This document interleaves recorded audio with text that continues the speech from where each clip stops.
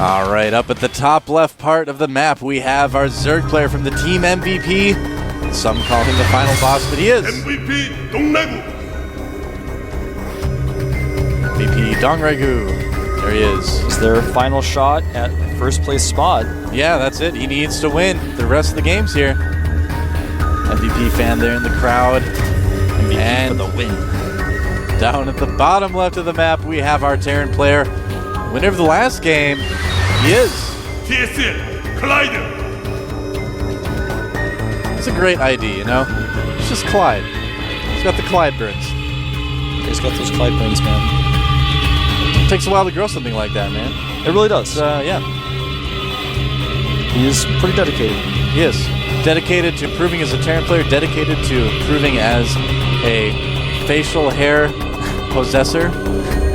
Don't know. Dongregu appears to be going for 15 hatch, and we may see yet again from Clyde a 14 CC.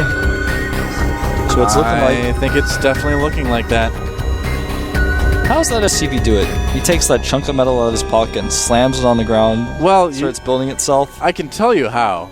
You ever see Dragon Ball Z back in the day? They had like the capsule stuff, you know, yeah, they throw on the ground, turn to like houses and cars. Same thing. The Terrans saw that show back in the late 1900s, and they just spent a couple hundred years adapting the technology to use today. It all just makes sense to me then. Yep, that's the official lore. That's the official lore. You can use that Blizzard. You can call Dustin Browder and ask him, and he'll be like, yeah, that's what's up. They're like, oh, how do we explain that? Well, there you go. That's it. Capsule Corporation. Got big. Sounds pretty good. Capsule, also a great musical group to listen to. Yeah, man. I've been listening to them all week. I'm like addicted to Capsule's pretty good. Slightly electronically oriented Japanese pop music now. You should listen to Perfume. You guys should look that up. I've been listening a little bit to them. Quite good as well. Well. So, yeah, not a lot going on yet in the game. Very basic openings from each player. I like Clyde's decision to go command center first on a map like this. He has added 2 barracks, very similarly to how he did last game. Yep. I wouldn't be surprised if he added 2 more and went into the 4 barracks pressure play, just like we saw last time. Force a lot of lings, back up, be very safe. Obviously, what's going to be very different is I don't think that Dongregu is going to add a Roachborn. He hasn't yet. No, I really just don't think he's going to do it. Dongregu can be very creative from time to time in his play.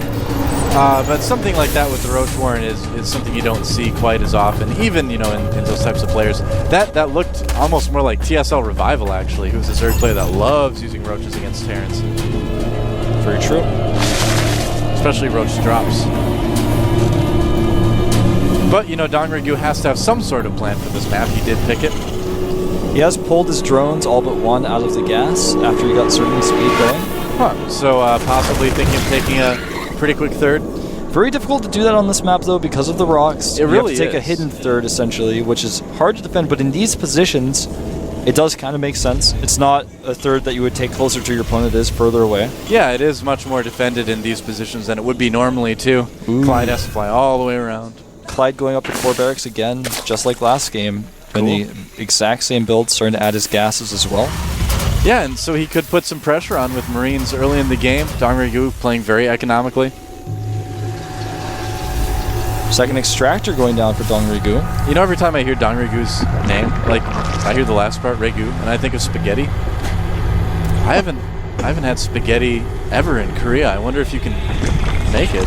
You should. Ooh, baneliness. You should try something called chapagetti, which is not like spaghetti at all, but it's kind of like this noodle that's like jajangmyeon. Do you know what that is? No. Well, sorry. I'll just have to. I'd probably know it if I saw it. I don't know the names for everything yet. I like chapagetti better than spaghetti myself personally. I'll have to show it to you sometime. Got some at the house actually. Oh, really? I'll show it to you. Yeah. I bought some. It's good. So much good Korean food. Now, I would have to imagine that Dongregu is planning some sort of high economy baneling action, and Clyde is setting up very, very well for that. He's getting that second bunker. That's a really big deal to get the second bunker in the back, and also putting another supply depot in front of his first bunker. So all in all, it's not going to be easy for him to hold it off, but I think he's going to be in a really good position. Well, it's funny because he hasn't really seen anything that would lead him to believe that this is what's going on. He actually has only seen the hatcheries. He's literally scouted nothing else. He has no reason to believe this is coming. In fact, he's just playing so safe. I think it's... How much is Dongrigu really going to commit to this? Is he really going to... He's going for it. It looks like he's really going to commit to this. Now, Yeah. Clyde has 2 bunkers, but he does have a very vulnerable supply depot wall. Yes, he does. Now, here's the thing, though, is that... Oh, is he going to see it? Oh, he didn't go all the way down. He just checked. This is why Dongrigu is so smart. He kept all of his units away. Oh, no. Oh, he's actually moving out. What is he doing? Oh, no. Clyde! That's not even a Clyde. That's I don't Clyde. even think Automaton 2000 could hold this off with Micro, man. I don't think so either, Wolf. Here come the Banelings. Taking out a good amount of SCVs. Gonna go after the bunker as well. Targeting down the Banelings. The Banelings Wow. not doing as much damage as they could have, and Clyde Really? holds. I really thought that Clyde was going to get his units in the middle of the map caught, but it looks like no Dongrigu kidding. didn't see them. Like, they just missed each other, like, you know, ships passing in the ocean or something. What's that phrase? Ships passing in the... In the night? I think Yeah, it in is. the night, I yeah, don't that's know. what it Whoa, micro. And he loses a couple Marines, but not too bad. So somehow, miraculously, Clyde comes out of that in a pretty good position. He lost some supply depots, lost a couple barracks, but he's pretty far ahead of Dongrigu right now, economically, I believe. I haven't looked at the worker count lately, though. 42 drones to 37 SCVs. So never mind. But you have to keep in mind that... No third yet. It's right? actually a common misconception that people have is when things like this happen, they look at the worker count and go, well, he still has more drones, but it also means he has no units. He has 42 drones and 9 Zerglings, so if Clyde attacks him right now, he's extremely vulnerable. Well, a lot of Zergs would have liked to take a third round this time, too, so there is that as well. So yeah, Clyde definitely ahead right now. Engineering Bay finishing up here. Reactor starport is done. Medevacs are coming to join Clyde's units. Lair is done. Baneling speed hasn't been started. He needs to get that ASAP. He's going to need that. He's starting his Spire right now. This is going to be a really good timing for Clyde to attack. Because of that, Creep Spray is being a little bit cautious about this. Yeah, the creep spread for Dongrigu is really, really good this game. Not just going with like one creep tumor in a line, you know, he's got dozens of them. And a scan here is going to take out a lot of those creep tumors, though. Yeah. If he decides to scan, which I have to imagine he probably will. He's waiting for the right moment. Oh, he's got a micro against these Banelings first. Look at that. Targeting down the Banelings. Beautiful micro, losing nothing. You know, I've had a lot of Zerg players that come to Korea tell me about this. Slavic would talk about it all the time. Happy Zerg, you guys know him as. He would say if you have to have a huge amount of Banelings, because if you only have 3 or 4, they'll just all get focused down before they get to the Marines. Look at that, doing some damage from the low ground. He might be able to get that Queen. He does. And that was the second Queen he was able to get. This type of drop is so difficult to deal with. Look at that, picks up before the Banelings can hit, then drops on the other side. Wow. Spinecrawler going to go down here by the looks of it. And then he can just drop on the other side. 7 mutas are on the way, and when those come out, it's going to shut this down. But I mean, he's killed so much. Even going to get this Overlord. Yeah. Force the drones off the line. Dongrigu just not having enough units to deal with this. Watch him focus down the Banelings. Oh, he's actually going to pick him up. He tried to focus down, but he was like too good. He's like, I calculated that it's impossible to kill that Baneling. He's going to have 1 hit point left I have to pick up. He's got like little beads on his sideburns. He uses it like an abacus. Do math real quick. Unfortunately, though, it's going to be into this drop once those 7 Did he mutas are see out. that Spire? Well, he knows he's out now, obviously, but... Oh. Really nicely timed attack. Right now, the supply is 110 for Clyde to 86. 86 for Dongrigu. Yeah, He's going to take out that drop. If Dongrigu falls, that's going to be the end of the hopes for MVP to get into first place as well. Meanwhile, Clyde has destroyed his rocks. Look at that, putting 2 turrets up, even getting a bunker he plays so safely. Yeah. Those Marines getting caught. Those Marines, they didn't play safe. They played Foursquare in the street. It's so dangerous. It's so dangerous, man. Thanks, because like, you kids, come back in here. It's dangerous. Everyone remembers the time when they would play like little games in the cul-de-sac, and then one of the mothers would be like, car! And everyone would have to get out of the street until the car passed, even though the car wasn't that close. You guys know what I'm talking about. There was no one yelling that for those Marines, though. No. They didn't yell Banelings. You know, the scary thing is when you're taking like driver's ed and they show you the videos of like the ball bouncing in the street and you're like, do you want to kill children? No, I don't. This dropship has been hunted. Yes. Dongrigu is on the loose. The Clyde Hunter. Oh, not even. Wow. Clyde, you know, when he knows he's going to lose a medevac, he's just like, fine, all the Marines are dying too. It's just how it is. That's just how it is. That's how it is. They don't deserve to live. +2 Carapace on the way. Flyer attacks level 1 just finishing up here. Whereas Clyde's upgrades are about to be 1-1 for his Marines. Already has +1 attack, getting that armor upgrade. Armory on the way, so you can start getting that 2-2. Yep. Now, Dongregu's going to try to do some harassment, but I think he's going to find that he'll be in the same position that Monster was, where it's just really difficult. Oh, never mind. He just got enough meters. Clyde did not put the turrets up in time. But yeah, he had 3, but it's just not enough. Starting some more. Moving across the map as well, the majority of his units. Yeah. Knowing that Dongrigu just doesn't have a sizable army yet. He's trying to build up his Baneling count. It's not there yet, though.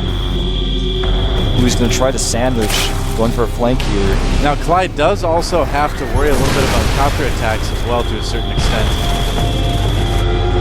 But again, like just like last time, Clyde's kept a lot of Marines back at home. He has a bunker at his 3rd base. He's got missile turrets up. He should be fine against any type of counterattack that Dongrigu tries to throw at him. Oh, and look at that. Clyde just pulling back, eliminating a lot of creep tumors, making sure that the spread doesn't spread. Making sure that Dongrigu doesn't take a 4th, making him feel uncomfortable at all times is really what Clyde is trying to achieve. And now that Clyde has gone home, Dongrigu has started that 4th base, but that pressure has just made it so much longer before that's happened. Well, Clyde's really playing a spoon tearing style. Nice. Spoon tearing it up. Yep.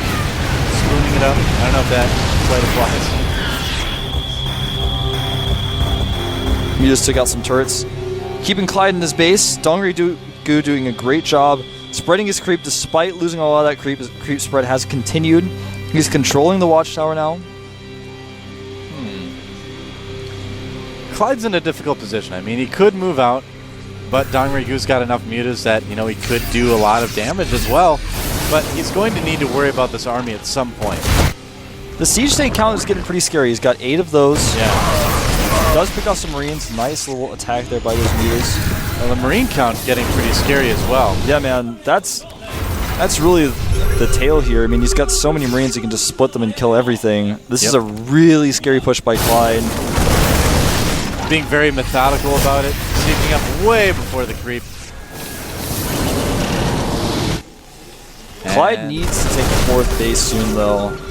He is starting to mine out. His pressure is working pretty well for him, but again, it's not going to last forever because Dongrigu has just been so patient. He just avoids the army repeatedly, forces it to turn around. Well, you can kind of power on 3 bases like this, but Dongrigu is such a good player that I don't think this is kind of a sustainable way to do it. Look at that drop getting caught as well. Oh! More Marines getting annihilated by the Banelings, and the drop for Clyde, here it comes! He saved those drops because he knew that he wasn't going to lose them, but with all these Banelings coming, he's going to lose the contents of those drops. Yes, he will. But, you know, that's another big chunk of army that's not going to be able to engage the main force of Clyde. And speaking of big force, look at this. Zerg force coming to do a massive counterattack. Clyde's going to have to send a lot more than a few units back to hold this. And they're going right for the mineral line, I bet. Oh, look at that. That siege tank really helped out quite a bit, but this is still a huge attack by Dongrigu. Clyde moving into the 3rd base as well. This is getting tense. It's like he's just going to go for some type of trade here. Infestors are out. They don't have enough energy for Fungal, though. Not the best meter control by Dongrigu, losing quite a bit there, just flying over the base, not doing anything. And Clyde is suddenly looking like he's going to be pretty good. Yeah, I think he's absolutely fine. You're exactly right. Yeah. You're saying the meter control was poor. Yes, it was. And now that army that you just saw flash up there is all that there is standing between Clyde and victory. Clyde even has a drop that he's sending to the main base. There's no answer for that. He's actually going to send it to the 3rd base instead of there's less than no answers over there. Look at the Marine spread, the tank spread here for Clyde. Dongrigu is going to be about ready to move in. Here he goes! And that is just not going to be enough stuff. He hesitated, his Infestors came in without doing any Fungals. Yep. And Clyde is going to take out the Terran killer here. Dongrigu's flashing red so fast right now. One more kick. GG! And that is it. And that's it. TSL clinches first place. They are going all the way straight to the semifinals. That's a big deal. Huge cheer from the team TSL. Very, very happy right now. They did it. That's right. Wow. And they did it with Clyde. Great play by Clyde in both of those games, showing awesome TVZ, showing patience, multitasking, a strong build order. Dongrigu played well, but he made some rough decisions similarly to Monster, whereas he expected Clyde to be less patient, but Clyde was just patient. And Clyde had so many turrets, Dongrigu thought, well, I'm just going to steamroll through here, and he just didn't. He sent the Banelings at the tank rather than the SCVs, and he just overcommitted to that attack. He made certain mistakes here and there, and those little mistakes here and there ended up making it impossible for him to win in the end. You know, those little things do add up. Just at the end, you know, where it looked like he had a chance to do some damage, just kind of doing that move command with the mutas over all the missile turrets and the Marines. I mean, well, the other thing is, it all comes down to coincidence, really. Like, Clyde moved out and he didn't see that army coming, and Dongrigu moved out and he didn't see Clyde's army going. And it was like, and then like that situation was created, but then how do you deal with that situation? Do you go home? If he had gone home, Clyde probably could have held at the third base location of Dongrigu quite easily. So, you know, he did the best that he could in that, given the situation. The cards were just dealt to him. He had bad cards. There was no real way to deal with that, you know? There were the other things going on, too. You know, the drops from Clyde were doing a ton of damage. Dongrigu was having to expend a lot of resources to have to defend against that as well. So, I don't know. It's those little things, man. Well, obviously, this isn't over yet, despite the fact that TSL has clinched their first place spot. We're still going to play this out. MVP going to pick their next player. This is where things might be getting pretty fun. Yeah, man, I want to see this guy's teeth. We need a big smile from him. If he wins, we'll see it. Clyde's got to pull out the garlic. I know, they're like, do you have garlic in the booth? Okay. Now, he can only play on dirt from his native land. It's his first time playing the GSL. He's a Protoss player. Yeah. I think Protoss suits vampires. Yep. So Clyde was already the monster farmer. Is he going to be the vampire slayer as well? I'm going to start calling him Blade. Wooden stakes ready? They're like, Daywalker, no! So we haven't seen this guy play at all yet. We're going to take a 5-minute break, though, real quick, guys. We'll be back. The Forces of Darkness versus Clyde coming up on the GSTL. Don't go anywhere.